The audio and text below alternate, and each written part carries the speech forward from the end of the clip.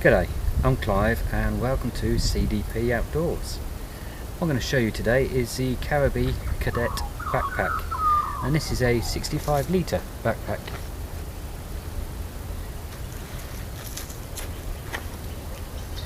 Caribee is an Australian company to start with, so let's have a look.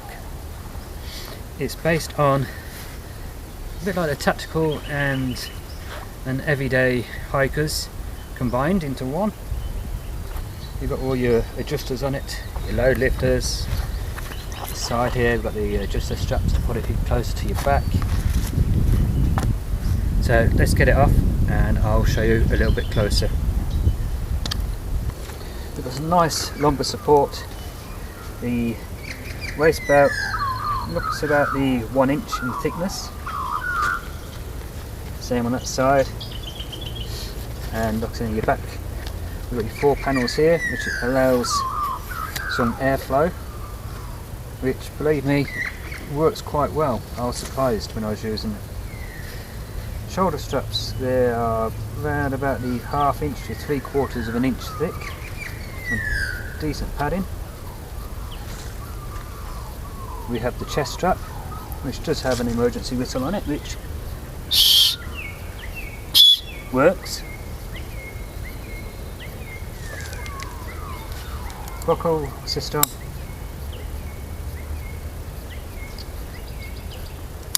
Works nice and easy. The waist belt. Some good straps here. A decent buckle, easy to undo and do up. Fairly easy adjuster as you go. Just lift to loosen off. Again, make sure you've got your little elastic part which holds your belt up, stop it hanging out of the way. Pull. Going nowhere. And again, just lift your buckle up at the front and that loosens your strap, which is a very easy one to use. I've moved this side over to here and I've put it in position because I found as I'm walking, within a couple of hours I'm doing my belt up and there's not much of an adjustment left. So if you're a slim of the person who's going to get this backpack, I'd recommend you do the same and just adjust from this one side. Excuse me. On both sides of the waist belt you've got a grab handle, which I actually hung my Canteen pouch and my basic utility pouch with my cook kit in up there when I was walking. I had on the shoulder straps here, we've got the molly webbing again, and after D-ring I had 2 smaller pouches hanging from there, one with my E-perb in and one with my small emergency kit in. Coming up to the top of the shoulder straps, we've got the load lifters here, which will lift that a good distance up. So there's plenty of an adjustment in that. As you can see, you can go from there all the way up. And if you fold that in, you can bring it even further. So plenty of adjustment, which is a good thing. And again with these buckles, easy adjust just by lifting the front up and pulling to hold in place, and I never had a problem with these moving. Once I set them, they stayed there. On the side we've got a pocket at the bottom, and I put a 1 litre Canteen in there so you can see how big it is, and that fits nice and comfortable. And we've got a little loop to help pull it out to get easier access, or you can either hang a carabiner with something hanging off that. We've got the Multisystem coming all the way up, which will fit all standard molly pouches. I normally have a larger pouch on the side to put my water bladder in. We have compression straps, which come undone nice and easy.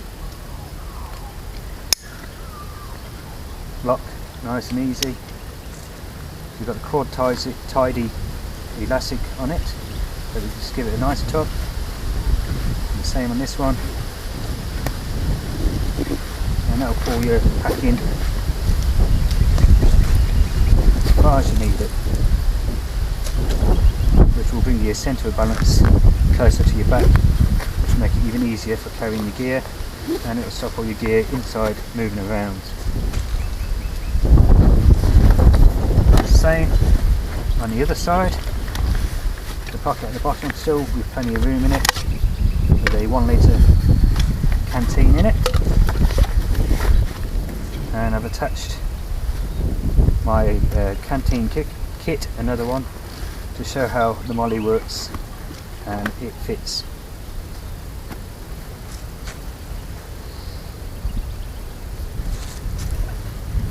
Okay, coming to the front again, we've got more Multisystem where I've got my Laplander saw pouch attached to, so that's accessible.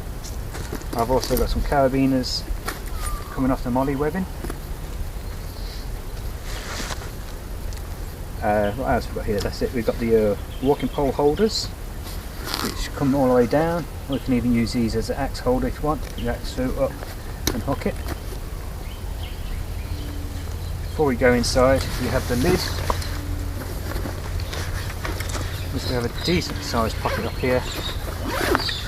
Plenty of space in there.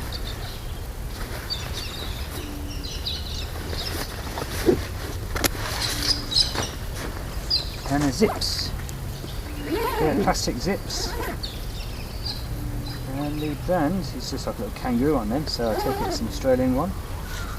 Very good quality,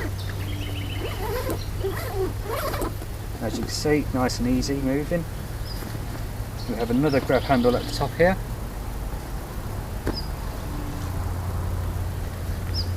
So let's turn it around and show you the front, what we've got. Okay, here we've got more compression straps to hold the lid down into place, and compression sack so it's nice and stable. Some good buckles, again, give them a tug and they're done up. Lift the front of the buckle up and they come undone nice and easy. Like once they're down, they're staying down.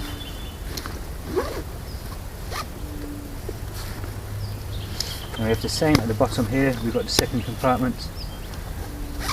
We've got the compression straps. Give them a good tug,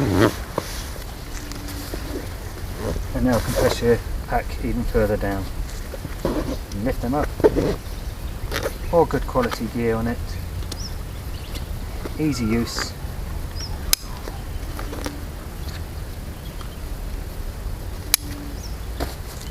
So let's show you the inside.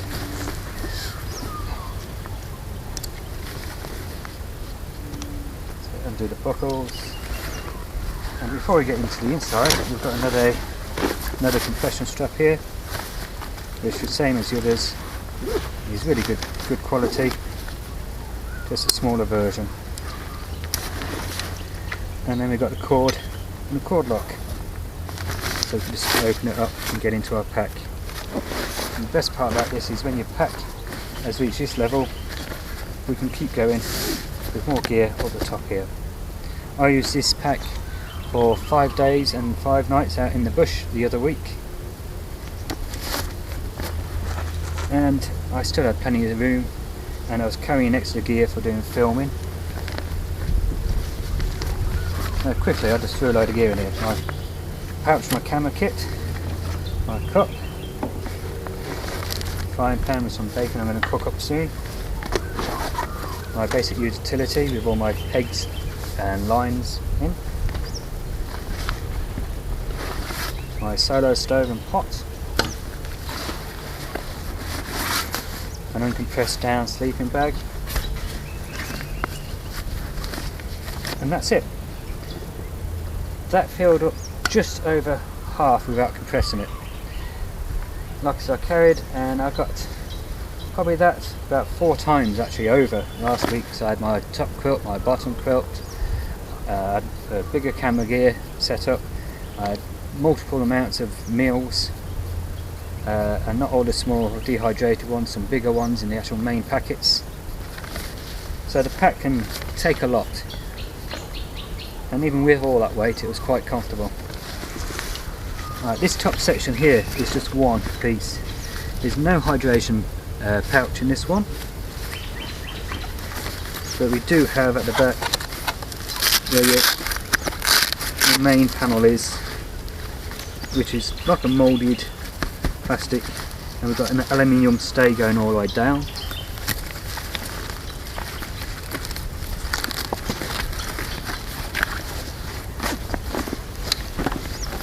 Let's show you straight in there so you can see. Plenty of room to get multiple days use. There's no pocket on the underside, just on the top.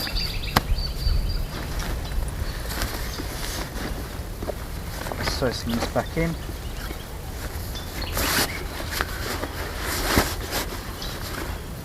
Kit.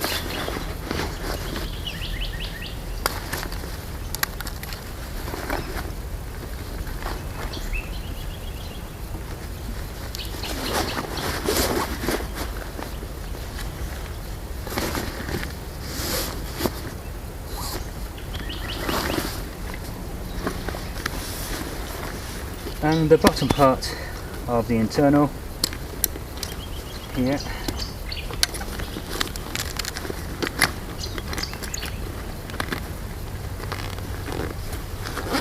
comes out, that's it.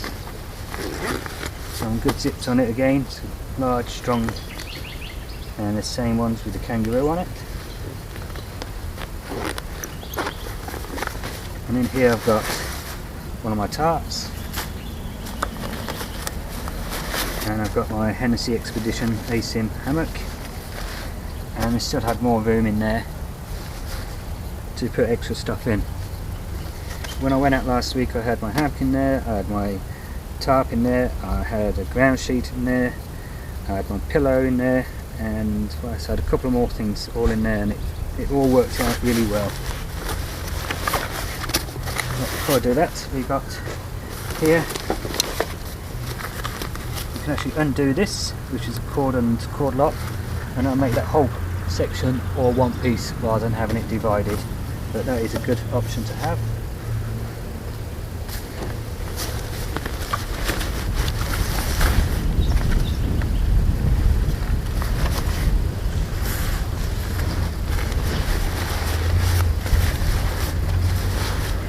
Shove that in there.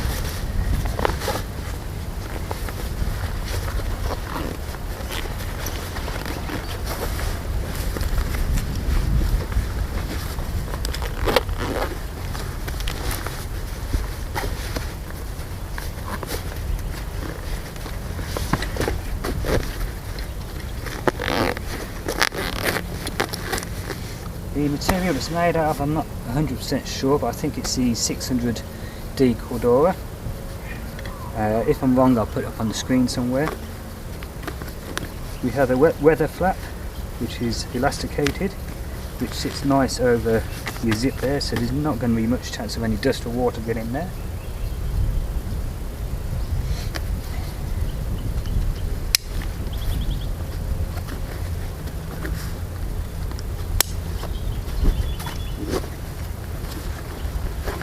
It's all put back together now.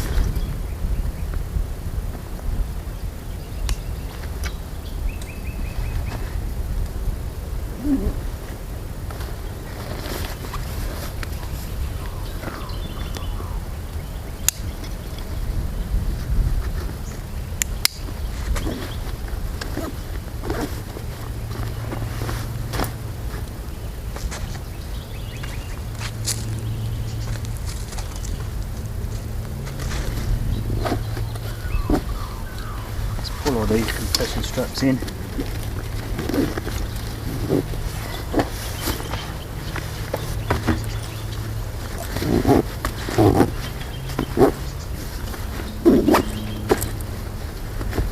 And another bonus with these compression straps on the side is if you've got a long sleep mat, you can always put that down there, or put your tent going down so it can all be stored on the outside.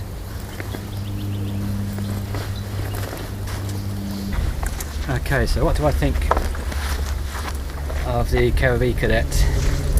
Like I said, it's a 65 litre pack based on the tactical with all your Multisystem on it. It's just that. I had it out, like I said, 5 days and 5 nights in the bush, and I had it fully packed, pouches all over it, all extra gear in it, probably carrying about 20 kilos I was, and it felt comfortable. So yeah, how easy it is just to adjust everything. It's all in reach. Undo the straps. Yep. Now, would I recommend this pack? If you're tiny and skinny, I don't think the waist belt will be any good for you, because like I said, I'm 32 inch waist and I only had a couple of inches left, and I pull it all the way tight when I'm carrying extra weight. But if you're around that 28, 30 or above, there's plenty of strap on here to fit probably some of the biggest of people. So that's just been doing one strap, and we've got that one also. And we have plenty of room there.